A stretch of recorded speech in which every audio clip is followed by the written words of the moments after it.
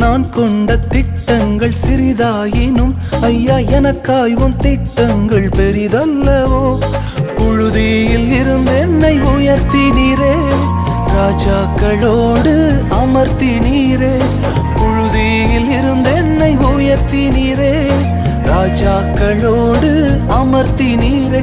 உந்தன் கிருபைகளை எண்ணி நான் பாடுவேன், உந்தன் மகிமைதனை தினம் நான் ருசிப்பேன். அல்லேலுயா அல்லேலுயா அல்லேலுயா அல்லேலுயா.